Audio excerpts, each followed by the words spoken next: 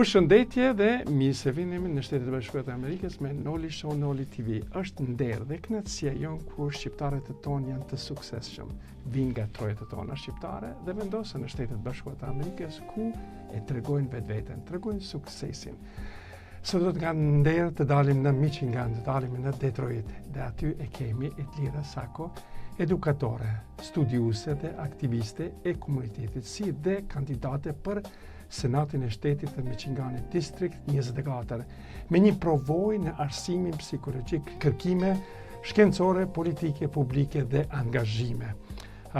Si e kemi Michiganin sot atje, si po kaloni? Përshëndetje, Michigani është mirë, shumë ngrohtë, edhe është kënaqësi që jam në vizionin tuaj dhe në të njëjtën kohë dua të përshëndes të gjithë shqiptarët këtu në Amerikë edhe në Shqipëri. Dua të dim për publikun tonë se kush është Edlira, një histori shumë të bukur nga Shqipëria deri në Detroit. Na tregoj ju lutem. Edlira është lindur dhe rritur në Shqipëri, në Lushnjë, ku siç e them gjithmonë është qyteti i muzeut dhe përmban një vendim historik për komin tonë shqiptar.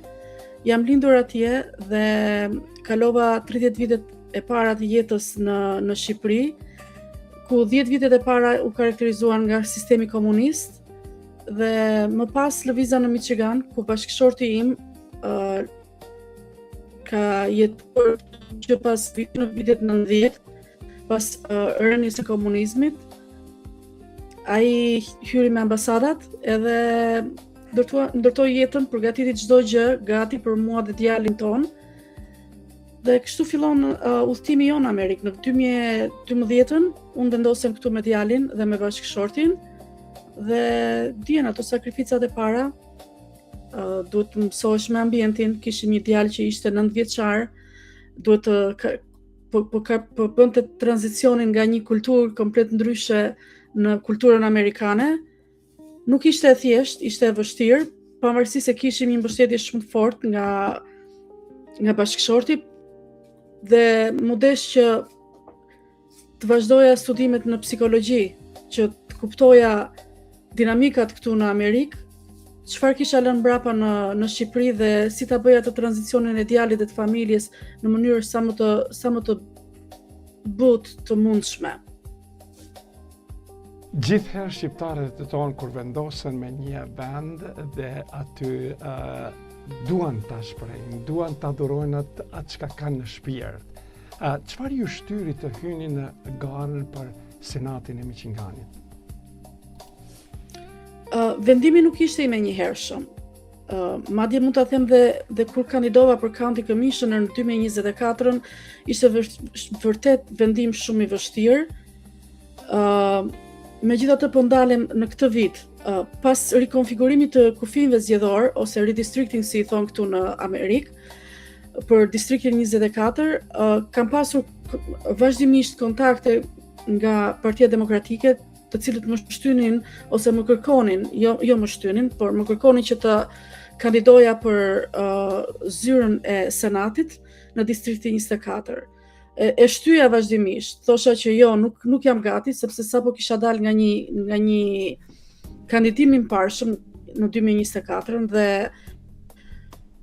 që një vendim mund të them 2 ditë përpara deadline ose afatit për të kandiduar, për të file për të kandiduar. E vendosa sepse kishte shumë probleme që janë jetike, jo vetëm për ne si njerëz që vim dhe vendosemi në një shtet të ri për të ndërtuar dhe për të krijuar jetën këtu, por edhe për amerikanët që janë të lindur këtu dhe janë brezi i parë apo i dytë apo i treti që jetojnë në Amerikë, ka shumë probleme që po hasim së fundmi dhe thash që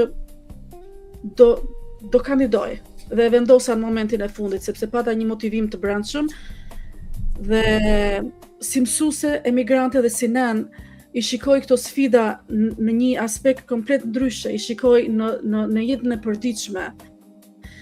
Dhe jo vetëm për familjen time, por edhe për familjet e tjera të cilat janë familjet e nxënësve të mi, apo komshinët e mi, apo njerëzit në komunitet ku unë jam e angazhuar.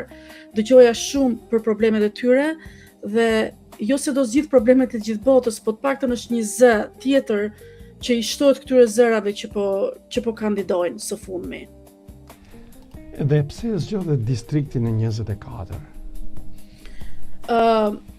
Sepse me njëherë pasi lëvizja në Amerikë, shtëpia ime e dytë ka qenë Macomb County, Clinton Township. Dhe distrikti 24 përfshin pjesë të Clinton Township, që është dhe ku shtëpia ime ndodhet, përfshin Macomb Township, pjesë të Shelby Township, Washington Township, Bruce Township, Ray Township dhe Village of Romeo.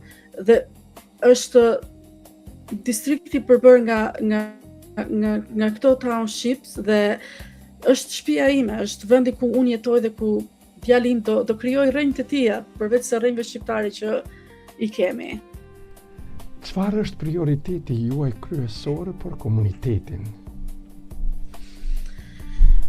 Fushata ime, që në momentet e para që e krijova fushatën, ishte From Banks to Gas Tanks, që do të thotë nga bankat ku ne depozitojmë të ardhurat në distributorin e gazit të makinës, sepse çmimet po rriten dhe distrikti im është i përbërë nga 3 zona kryesore, që është fermat në pjesën veri lindore të Macomb Township, është zonat në zhvillim që janë duke u zhvilluar, që fillon nga 27 majlshi deri në Haller Road ose 21 majlshi, dhe Clinton Township që është zona e zhvilluar, që është zona e konsoliduar e zhvilluar tashmë. Dhe nëse do marrim të zinxhir ekonomik, është tavolina ku ne ham darkat tona apo drekat, është tavolina ku ne ulemi dhe duke ngrënë diskutojmë për prejardhjen tonë, për çështjet e përditshme. Dhe tek ajo tavolinë është ai ushqimi i cili kalon në këtë proces të zhvillimit që nga fermat edhe derisa paraqitet në markete për konsumatorin që ta blej. Domethënë çdo gjë është izoluar nga bankat deri në gas tanks, që ne duhet të përdorim gas për të shkuar për të marrë paychecks apo për të shkuar në punë apo për të bler ushqimet e përditshme. Domethënë e kanë bazuar në në jetën reale, në atë që na përbën ne si njerëz. Ju keni një background në psikologji, si ndikoi kjo në punën tuaj publike? Si background në psikologji ndikon jashtëzakonisht sepse është motivimi që i shtyn njerëzit për të bërë shumë gjëra, motivimi i jashtëm dhe i brendshëm. Gjithashtu është edhe depresioni që njerëzit kalojnë kur kemi depresion ekonomik. Dhe nuk mund të them që është depresion ekonomik më tepër se sa depresion psikologjik që njerëzit kalojnë kur nuk kanë të ardhura dhe çmimet po rriten, ndërkohë që pagesat mujore që ne marrim nga punëdhënësit tanë nuk po rriten. Kemi të njëjtin nivel pagash, por kemi rritje të prodhimeve që blejmë si konsumator të përditshëm. Kështu që stresi është elementi kryesor që ndikon, dhe ne e dimë që në Amerikë është një nivel i konsiderueshëm stresi që njerëzit kalojnë. Dhe jo vetëm kjo, por edhe si mësuese, kemi problemin e edukimit. Dhe Michigani është renditur si një nga shtetet që ka një rënje në nivelin e leximit dhe të edukimit. Unë si mësuese, duke parë gjërat në jetën e përditshme, mendoj se jo vetëm nxënësit që kanë nevojë për një edukim më të mirë, sepse janë e ardhmja e këtij vendi. Ne do kemi këta lidera që do na drejtojnë atë ardhmen dhe do vendosin për zërin tonë. Por dhe mësuesit që janë apo stafi që janë për këto shkolla ka nevojë për një përkujdesje të veçantë, sepse duan motivim që të shkojnë në ato shkolla dhe të japin mësim. Dhe nëse nuk e kanë këtë motivim dhe nëse nuk kushtojmë vëmendje në përmirësimin e stafit apo të mënyrës se si organizohet puna në këto shkolla, ne nuk mund të kemi një edukim cilësor gjithashtu. Dhe kjo më mendon që e bën këtë punë të lidhur me psikologjinë, por gjithashtu dhe me shkencat politike që kanë mbaruar dhe këtu dhe në Shqipëri. politika nuk është gjë tjetër përveç se pjesëmarrje në jetën sociale, pjesëmarrje në çështje të ndryshme.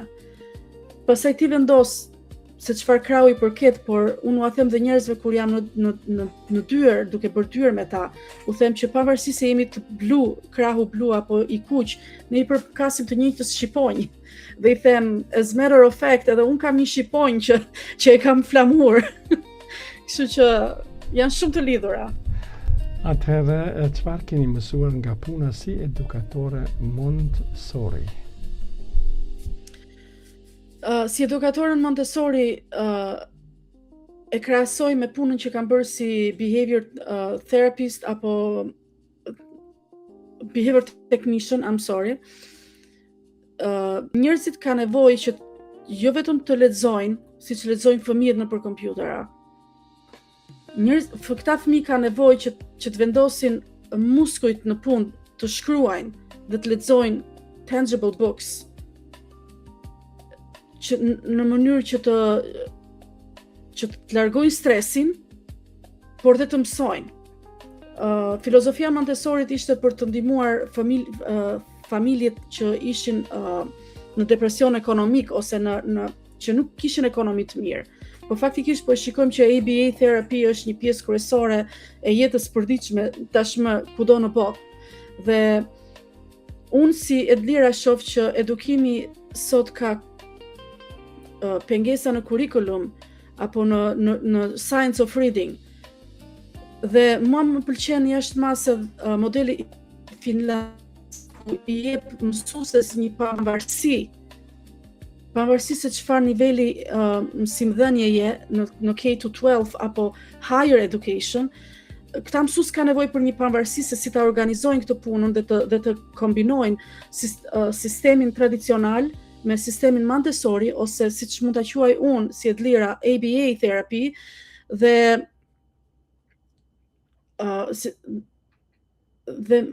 modelin tradicional të mësimdhënies. Nuk e di nëse i përmenda të gjitha, I'm sorry. Jo, nuk ka problem se unë po të ndëgjoj me vëmendje dhe është kënaqësia ime që të ndëgjoj me vëmendje. Atëherë do danë si e shihni problemet e shëndetit mendor në komunitet. Po shkoj prap tek zonat që përfshi në komunitetin tim, që janë zonat fermere, janë zonat në zhvillim dhe zonat e konsoliduara të zhvilluara. Fermerët po kalojnë stres të jashtëzakonshëm dhe si studiuse në counseling psychology, një ndër problemet kryesore gjatë kërkimeve shkencore që bënin ishte që nuk kishim mjaftueshëm mental facilities ku njerëzit të shkonin dhe të gjenin ndihmë për streset e ndryshme që kalonin në jetën e përditshme. Ndërkohë që tani jo vetëm që kjo ndarja gjeografike, largësia gjeografike nga njerëzit ku jetojnë dhe mental clinics, jo vetëm që është shumë e ndarë, shumë e largët, por në të njëjtën kohë kjo gap po bëhet akoma më i largët gjeografikisht. Dhe kemi tarifat. Tarifat po i vendosin një bllak shumë të madh fermerëve që të gjejnë fertilizers apo parts për machineries që ata përdorin në jetën e përditshme. Dhe në një farë mënyrë po falimentojnë. Po falimentojnë deri në pikën që po kërkojnë t'i shesin tokat e tyre, që i kanë të trashëguara prej vitesh, prej gjeneratash, po kërkojnë t'i shesin me një çmim jo të mirë, për një kore buke, si themi në Shqipëri. Dhe ky është stres, sepse jo vetëm që po i shesin për një kore buke, por në të njëjtën kohë nuk po e kontrollojnë dot se kush janë ata që do t'i blejnë. Se ti e di që Amerikanët e kanë shumë të rëndësishme faktin që duan ta dinë se kush do jenë njerëzit që do t'i marrin, do t'i blejnë pronat e tyre. Dhe një nga rreziqet që po shoh në zonën time, dhe sidomos kjo u shfaq në zonën Washington Township së fundmi, është data centers. Dhe data centers po bëjnë problem shumë i madh në Michigan, pavarësisht partive politike nuk po përmend të majta apo të djathta, është një problem dhe populli po flet, populli po përgjigjet nuk i duam data centers në tokat tona. Mirë po bëhen vulnerable sepse këtë kërkosh të mbijetosh, të shesësh tokën me një çmim të lirë dhe kush i blen data centers, këto ndërmarrje që duan të ndërtojnë data centers po i blejnë këto toka dhe po vendosin në rrezik ambientin, environment që është shumë i rëndësishëm për ne si njerëz dhe për mua si jetë lira. Çfarë roli ka komuniteti shqiptar në Michigan? Roli i komunitetit shqiptar në Michigan është shumë i rëndësishëm, por sa jemi të angazhuar neve si komunitet në Michigan, unë nuk është se jam shumë, nuk di se si ta sjell këtë, domethënë unë kam punuar, kam qenë angazhuar në mënyra të ndryshme si shqiptare, por që duhet të bëjmë më shumë politikisht. Jo të bëjmë më shumë që të vihemi kundër njëri tjetrit, është shaka, por duhet të bashkëpunojmë që të ngrejmë njëri tjetrin dhe të kemi pjesëmarrje më të madhe në politikat amerikane, sepse jemi banor, paguajmë taksa dhe kemi një kulturë pune që është për të padur zili dhe unë e vlerësoj shumë këtë, por nga ana politike ne gjithmonë nuk jemi të prirur për të vendosur për të marrë pjesë politikisht. Edhe ky ishte një diçka që e vija re edhe tek vetja ime, ishte shumë e vështirë për mua që të merrja pjesë politikisht në politikat amerikane. Dhe jo vetëm sepse jam një grua dhe statistikisht femrat e kanë më të vështirë, pavarësisht se kujt i përkasin, çfarë kulture apo race i përkasin, e kanë më të vështirë për të marrë pjesë politikisht, por dhe ne si shqiptare kemi akoma dhe më të vështirë që të marrim pjesë politikisht.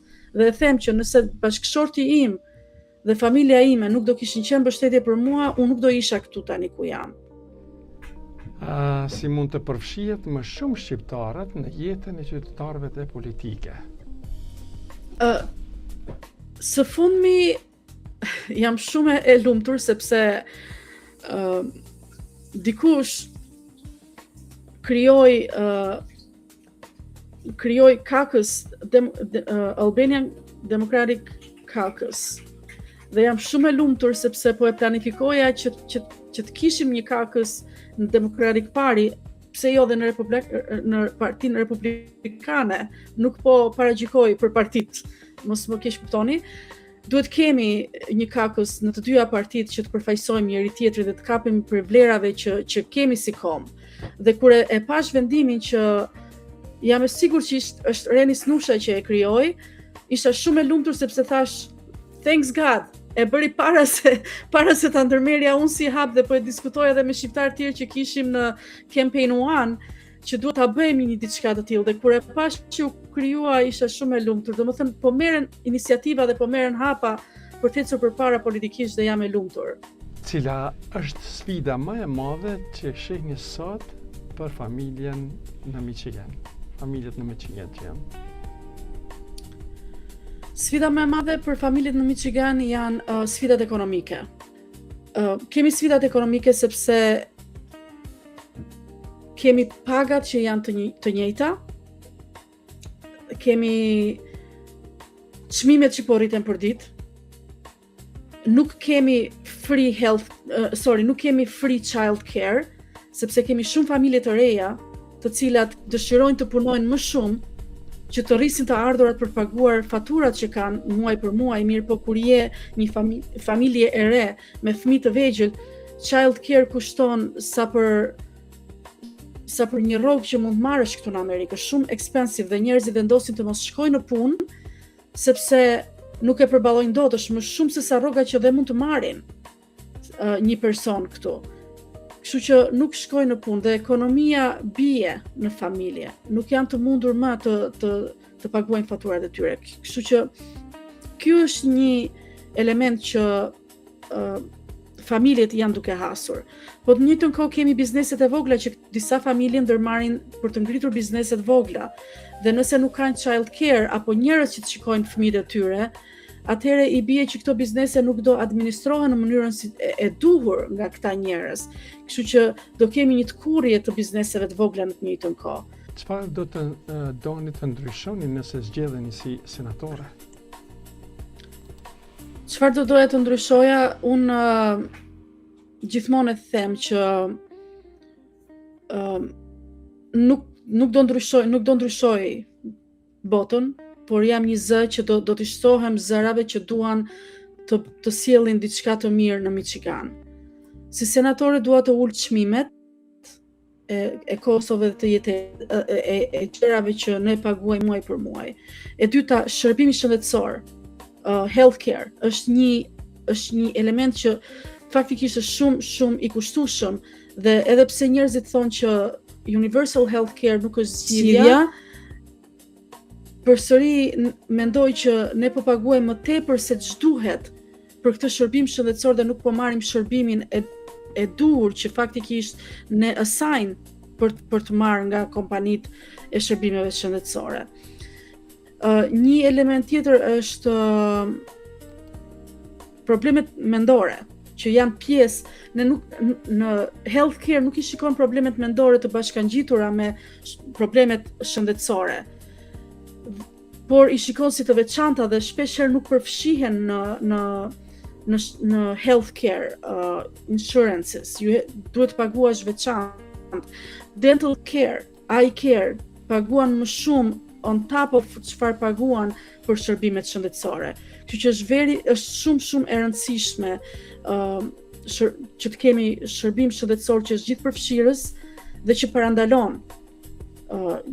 parandalon healthcare problems, më tepër se sa t'i kurosh kur ato arrin në nivelin e lartë të keqësimit. Pse duhet ju besojnë votuesit juve? Sepse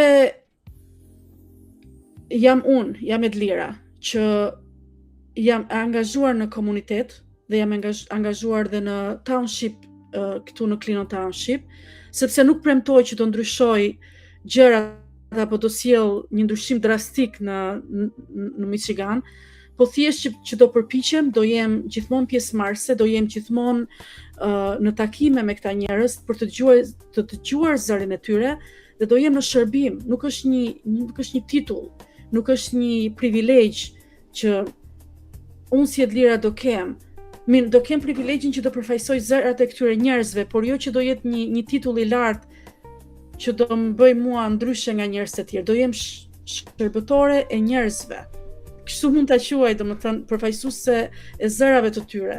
Edhe kemi edhe në demokraci që kur Platoni fliste për demokracinë, fliste si sistemi që vinte nga populli në agoran greke, në atë sheshin ku të gjithë njerëzit uleshin dhe kishin të drejtë për të dhënë mendimet e tyre. Por do dilte dikush nga gjithë ai që do ishin ciceronët, mund ta them, që do flisnin për zërin e këtyre njerëzve dhe do përfaqësonin gjithë zërat që kishin pothuajse të njëjtin mendim. Për këtë duhet më votojnë. Cili është ai vizion juaj i Michiganit në vitin e ardhshëm? Vizioni im i Michiganit në vitin e ardhshëm është të kemi njerëz që kanë të njëjtin mendim për të ndihmuar popullin. Pavarësisht nëse do jem apo jo një nga fitueset e zyrës për State Senate, dua që të ketë njerëz që të kenë a like mind për të ndihmuar popullsinë dhe për të ulur krizën që jemi duke kaluar tashmë. Një mesazh për shqiptarët e Michiganit që ju ndjekin sonte. Mesazhi për shqiptarët e mi. Mos hiqni dorë kurrë nga ëndrat. Asnjëherë nuk është vonë dhe punoni me të njëjtën ndershmëri dhe modesti që keni punuar gjithmonë, por në të njëjtën kohë kërkoni të krijoni të jeni më shumë pjesëmarrës në politikë dhe po me atë modesti që ne kemi si popull për ta lënë diçka më mirë se ç'e gjetëm më përpara. Elira, sa je lumtur që tu ka dhënë kjo mundësi që të i afrohesh senatit në jetën tënde, a ke ëndrruar ndonjëherë? Asnjëherë nuk e kisha menduar që do isha pjesë në politikë. Kur studion për shkenca politike, nuk, paktën duke analizuar politikën do jesh gjithmonë kritik. Dhe asnjëherë nuk do mendosh që të shkosh drejt politikës. Kam bërë advocacy me Saipol Detroit në Lansing, kam bërë advocacy dhe në Washington DC për politika të ndryshme sociale dhe për NIH fundings, për kërkimet shkencore që kishim një nivel jetese më të mirë dhe të kishim një shërbim shëndetësor akoma dhe më të mirë. Por kur nuk e kisha menduar si Edlira që do kandidoja për zyrë si State Senate në Michigan, apo edhe si përfaqësuese, apo edhe për County Commissioner. Asnjëherë nuk e kisha menduar. Dhe nëse dikush do më thoshte në Shqipëri, apo dhe kur mbrita këtu në fillim që do kandidosh, do t'i thosha, të lutem, më lini rahat. Just go away, move. Asnjëherë. Por që ja ku jam këtu dhe nuk e di, edhe kur fitova primaret ishte... Dua të dim ku duhen shqiptarët e tanë të Michiganit të shkojnë edhe të votojnë për ju, ku t'ju takojnë, në çfarë faqe zyrtare mund të takojnë? Unë kam faqen e Facebookut Edlira Sako for State Senate District 24 dhe Instagramin. Gjithashtu kemi votimet që fillojnë me absentee voting, gjitha format e votimeve, dhe tani dua të theksoj që në momentin që votimet fillojnë, nuk është më si në primare që duhet votosh vetëm në një anë të partisë, nëse voton republikan do votosh up and down the ballot Republican, apo nëse voton demokrat do votosh nga fillimi në fund demokrat. Tani mund të mix and match, domethënë mund të përzihesh për kë voton. Dhe është një shans i mirë që shqiptarët të votojnë, të dalin, dhe ata që nuk kanë votuar, por që kanë të drejtë vote, të dalin dhe të votojnë për mua, edhe nëse kanë preferenca për kandidatë të tjerë republikan, apo kandidatë të pavarur, ata mund të zgjedhin emrin Edlira Sako for State Senate, që do jetë në radhën e State Senate për North East Macomb County, distriktin 24.